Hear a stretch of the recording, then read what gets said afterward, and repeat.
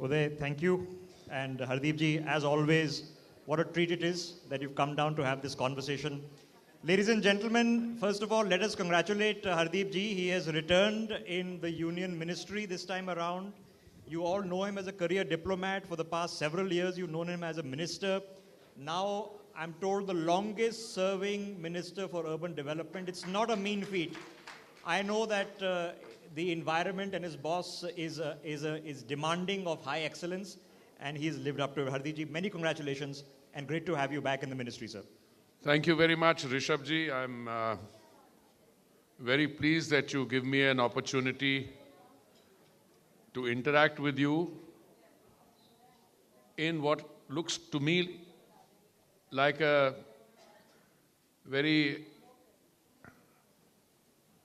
active and vibrant group of not audience but participants, because I suppose at some stage you want me to interact with them as well. We'll give it a shot. That's what we did last time when we had Hardeep ji on. No, since that's the pattern you followed last time, but I think you want to first take a few pot shots at me. I'll try my best. But I'll take the practical ones, because the last conversation we had, sir, and if I could request everybody to kindly take their seats and maintain some silence. So the last conversation we had, right before the elections, you were mentioning how close we are to the saturation of schemes. So how close are we now to Pakka Ghar for every Indian, sir? How close are we? Look, I would first introduce a qualifier. I'm no longer the Minister of Housing and Urban Affairs. So forgive me, I will give you very short answers there. Fair enough. I want to draw your attention to the union budget, which the Honorable Finance Minister presented. It's a 7th budget. My God. I think it beats Morarji Bhai's record also. Yes, it does. It's the 11th budget of the Modi government and the 7th budget presented by Nirmala ji. The provision for Pradhan Mantri Awas Yojana in that, we have already sanctioned in the previous period 4 crore homes, both in the urban and the rural sector, and this budget makes provision for another 3 crores. Now, I should just mention that the demand assessment for this comes from the states. You see, land is a state subject. So you could say, what is the central government doing in housing? But I think the Modi government has proved that with a central government scheme which has 4 verticals, we've been able to assist the schemes. So I think if the tally goes up from 4 crores to 7 crores in the next few years, and there's private sector housing also taking place, and I say this with a great deal of humility, the fact is that the real estate sector otherwise is doing well. You know, there was a period before RERA when homeowners were shortchanged by builders. Then came RERA, the inventory in Delhi and around Delhi got cleaned up. Other positive things are happening, land values are high. Now, anyone familiar with real estate will know that what happens sometimes is this goes around in cycle. There is a boom and then there is a bust. Today we are in a happy situation. Large number of Pradhan Mantri Awas Yojana units will get built and the private sector will also contribute to this. Okay, but if you want to go into a finer point, I will give you Manohar Lal Khattarji's number. That's sure, where you have to dial. For sure. But you know, the biggest point of conversation is that are the states rolling out the schemes equally effectively? Are there some doing better when it comes to central government schemes? You were speaking about this during when we spoke to you right after the budget. Is it uniform, or are there some excellent examples and some not so good examples? Well, I think the last guest you hosted was Akhilesh ji. Yes. So you will forgive me if I made the transition from being a civil servant to being more of a political animal. I'll give you the instance of UP. And these are proven facts. The Pradhan Mantri Awas Yojana was introduced in June 2015. Akhilesh ji was then the Chief Minister of UP, and he continued to be Chief Minister of UP till sometime in 2017 when Yogi ji took over. We had the same number of civil servants, Uttar Pradesh cadre, I can name them. My predecessor in office, Venkaiah ji, tried his best. The maximum demand generation that could come from Uttar Pradesh at that point of time was 17,000 in 17 months. I took the figure for the next 17 months under the Yogi government, and that 17,000 became 17 lakhs. Same state, little bit of push from the top, and it changes. Now, some non-BJP states have also done well. I'll be the first to admit that. So it's not a BJP, not BJP. It's how seriously you take a scheme. My own view is that some schemes are very effective in some states. We ourselves need to replicate those schemes in other states. So it's a process we are going through. Saturation, yes, the saturation is proved by the point that when you started, what was the expenditure, or rather the total provisioning for the urban spend? If I look at the 10-year period from 2004 to 14, it was 1,57,000 crores. If there's another calculation, 1,60,000-70,000 crores. If you look at the R period, that has gone up 12 times. So 2004 to 14 is 1,57,000 crores.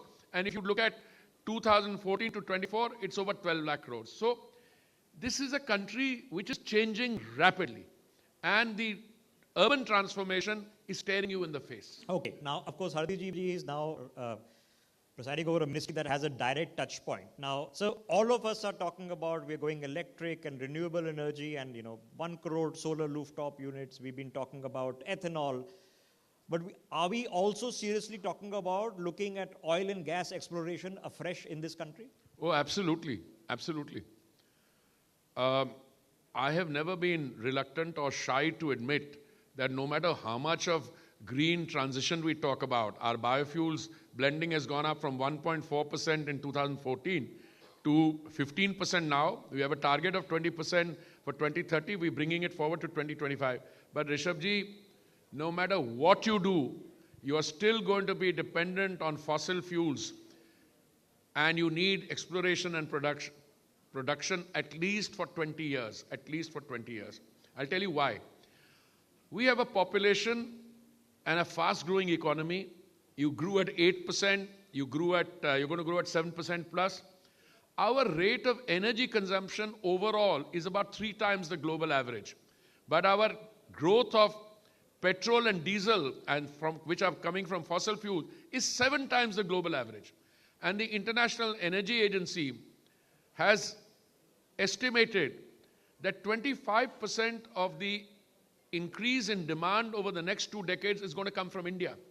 So a fast-growing population, a large population, a fast-growing economy, and energy is the lifeline of the economy, which means if you got energy, you are growing.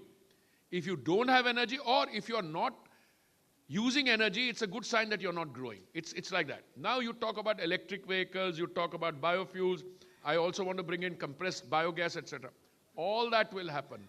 But believe me, it will have to happen simultaneously. You will need the crude oil for it. Today our crude oil consumption is about 5.3 million barrels a day. I see it in the next few years going up to 6, 7. And I see also the 15% becoming 20% biofuels blending. It will go up more. We are saving foreign exchange. We are helping our agriculture. But ours is a sui generis case. I think in the coming years, India will be the place where energy transition is taking place, but where the much neglected E&P of the past. So your question is a very simple one, and I've given you a long-winded reply. Yes, today we are putting more acreage under E&P. We have about 3.5 million square kilometers of sedimentary basin. The Prime Minister opened up 1 million, which was a no-go area because you had DRDO there, you had defense, other establishment. We opened it up, and I think with some actions we are taking on the administrative front, we are going to open up OALP.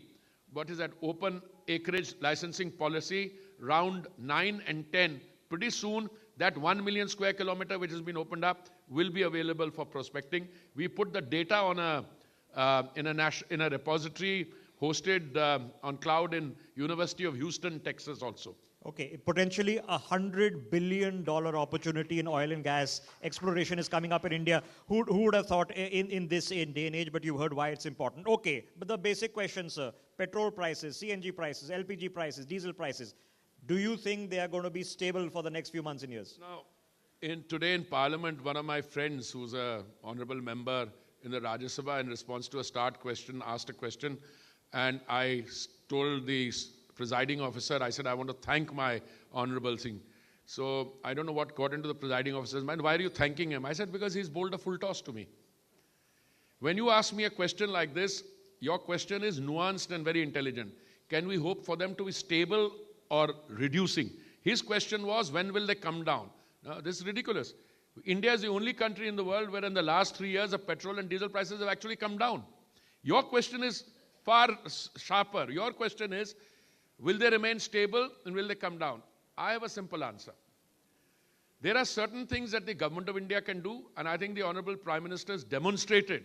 On 2 occasions, November 21 and May 2022, he brought out the central excise rate, which brought down the price of petrol and diesel by 13 rupees and 6 rupees. The BJP states reduced their VAT, so the price differential between a BJP and a non-BJP state is about 10 rupees per litre. And you don't fill just 10 litres.